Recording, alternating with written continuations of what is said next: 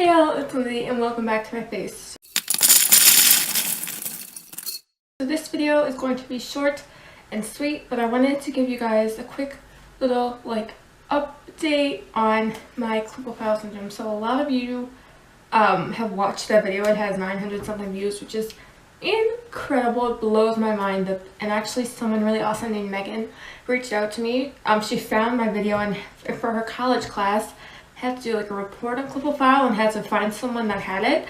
And since I'm around her age, she thought I would be like perfect, and that was awesome. Like, I would love to do more things like that. So if anyone finds this video and they need something for school, or they need a quote, or they need like my doctor's information to get like stuff for a paper or something, please ask.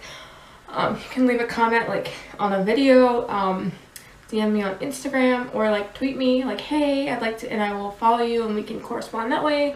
I would love to do more stuff like that. Eventually, my goal in life, I do want to be a chef and all that stuff, but I would love to do something that helps like raise awareness, because it's a rare thing and it's not necessarily life-threatening for me, but for some people it can be. And a lot of people have it and they don't realize it till something happens. So that's why I would kind of like to do that in my life at some point. Use maybe this platform or the culinary kind of platform to do a foundation, or just, you know, help another organization or something, raise awareness for it, because there's not a lot of stuff for it, and a lot of kids have it and they don't even know about it, and they play sports and they're fine and they live a happy, healthy life. But some people have complications later on and they get in a car accident and it's like, oh, by the way, when you were born you had this deformity kind of thing. So yeah, I just wanted to give you guys an update. At the beginning of the school year, I think around August, beginning of September, I went to see my neck doctor. I was supposed to go for like, when I was younger it was yearly checkups, then he changed it to kind of every 2 years. But the last time I went was in 2010, and I had just had MRIs and stuff, because I mentioned it in my last video. But I had like a neck scare where he thought something slipped, and so I had all these MRIs and everything checked out. I was fine, but I hadn't been back since then. It had been like 6 years, which since I'm older now, I didn't need to go as frequently, but I still probably should have gone every 2 years just to be safe. But I went and he took x-rays and stuff and he basically cleared me. Now that does not mean I'm healed. I will always have this unless one day when I'm like 50 they find a surgery or a way to fix this completely. I'm always going to be like this, and there's nothing wrong with that. I've lived with it my whole life. What's another, you know, I don't know, 70 years or so with this? I don't mind. Hopefully maybe more than 70, because that would be like 90. I don't know, maybe I'll be old, who knows. But so I got some more good information about it that I wanted to fill you guys in, because like I said in the last video, I know what I've known since I was young, but every time I went, even the last time I was an 8th grader. It was the summer before I started high school, so I was still young, so I remember the scary stuff, but I don't necessarily remember like the information. So I now know for my C1 and my C2. I did this last time and you guys couldn't see, but I'll see maybe if you can now. Like my neck, I don't know if you saw that or not. My neck looks totally and completely normal. You would have no idea. But it's at like the base of my neck and the top of my spine, the C1, C2, where the bone that like separates it is missing. So the discs are like this. So like there's normally something like that, and that's gone. So it's like that. For some people, it's life-threatening. That's why I used to always have to go for checkups and MRIs, because some people are born with this and it affects their kidneys, because it will change the shape of their ribs and stuff, and it can affect like their kidneys and their liver function and stuff based on where like the bones are missing. It can affect like vital organs, and people can have kidney failure and kidney diseases and things because of like how it is. I was very lucky that my condition, although it is dangerous, it's nothing like what some people go through. Some people have daily pain. I really, as of now, knock on wood, only experience pain if I like sleep the wrong way, or I strain my neck too much, or I'm doing a lot of heavy lifting, which I'm not supposed to be. But if, like when I was working this summer, I'm lifting boxes with like bags full of salad, which may not seem that heavy, but I'm standing on crates and like reaching over my head, things full of heavy bag, like to go to my station, things like that, lifting heavy big gallons of ice cream in these like freezer containers, things I probably shouldn't have done, that I did, instead of asking for help just because it was convenient to not bother people. which that's something I want to say, like, never feel like you're a burden to somebody. If you need help, ask, and if they say why and you don't feel comfortable telling them, just say, oh, I have a medical condition and I have a medical condition and I don't want to hurt myself. Or say, oh, just say, oh, I tweaked my back the other day and I'm not supposed to do a lot of heavy lifting. You can make up something. You can just say, oh, I'm not strong enough. You don't have to tell them anything if you don't feel comfortable. And that's something that I've really kind of struggled with. Recently, I had a class and it came up where I had to bring it up to people because I couldn't carry like my trays of heavy food to my tables when I was a server. And people, I didn't want them to say, well, why does she get special treatment? I have to carry my own and not drop them. And I made it known to everyone, and I don't know if everyone was so like a-okay with that, but I don't care, because I would rather maybe not embarrass myself, but I would rather have people say stuff than not say anything to get help and then end up hurting myself in the long run. So that's just something that's kind of, for me, like, I'd rather be safe than sorry in the long run. People want to say stuff, honestly, at this point in my life, who gives a flying fork, you know? But yeah, I kind of wanted to tell you guys, so when I went to see him, he basically said, like, you're kind of done growing, which means I will be stuck at barely 5 foot and barely 1 inch. Being short's a little bit of an inconvenience in the kitchen, but you know what? You find crates, you stand on things, you climb, you find a tall person, and you ask. I become friends with the tall people at your work and in your classroom environments because they will be your friends whenever you need them. But yeah, so he was kind of talking about my development and stuff, and it was really interesting. He basically, it can be hereditary thing. As far as we know, none of my family, my mom, dad, and my older sister, who's 8 years older, haven't been tested. They probably should be, but like, I don't know if they want. My dad has always said, like, if you want me to, I will, but he doesn't really want to, and that's fine. I think before my sister has like children or anything, personally, she should just go and have like an x-ray just to check it out, because my mom had asked him like the likelihood, and he said it's probably, I guess there's a possibility there, but for me, most likely it's not hereditary. He says it could be as simple as when my mom was pregnant, she walked in front of a bus and got some kind of ethanol from like a Greyhound bus, the fumes, something like that, one time. Or, you know, it's nothing she did. She didn't smoke, drink, you know, take like excessive drugs or anything like that would cause it. I know some people, you know, they smoke and they drink and then their kids have developmental issues. It was nothing like that.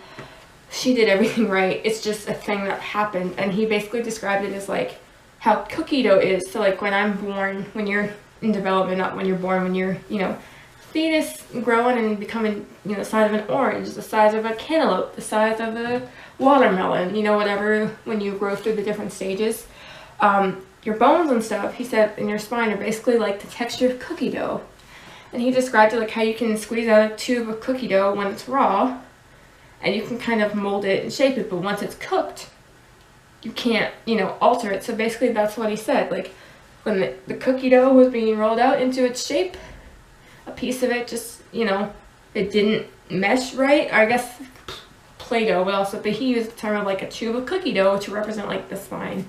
And when he said that, I was just like, that made so much sense. Because I've always known, but I'm always like, how does a bone just like not show up? You know, how does a normal process that happens in everyone just skip somebody? And I've also personally done, not like research, but I've looked online and stuff. Recently, there's been a lot of studies saying that there could also be a gene mutation that causes this to happen. There can be something, there's been like medical studies and stuff. So I think that's really cool. I would like to look into that, or maybe even be like, there's a way that they can like test your genes, or like do to kind of, I think that would be, I'm just really interested in this. And kind of finding more out about it and helping to raise awareness for it. So I wanted to give you guys that update. He basically cleared me and said I only really have to go see him if I have any complications, which I shouldn't have. And he's kind of told me what I was telling you guys. You don't really have to tell anyone. When I was younger, I told all my teachers, I gave a note to everyone, even through high school. And then when I got to culinary school, it's kind of like, well, I don't really have to tell anybody unless I need help.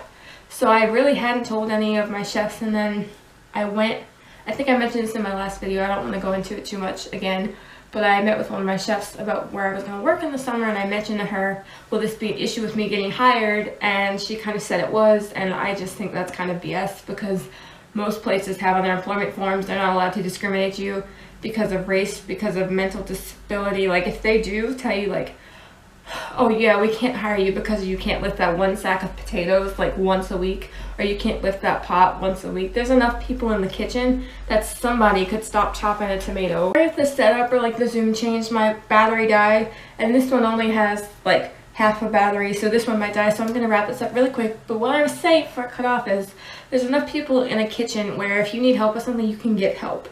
You know, so if a restaurant or any employment, now obviously if you want to go and be a contractor or something where it's constant heavy lifting, it might for you physically be an issue, but they legally can't tell you. They're probably going to say, look, it's going to be an issue, but they can't legally say, sorry, we won't hire you specifically because of that. They can, I mean, they have every right to say, you know, if they want to give their advice. And personally, if I had I wouldn't go and be a construction worker or like do something that requires a lot of heavy lifting.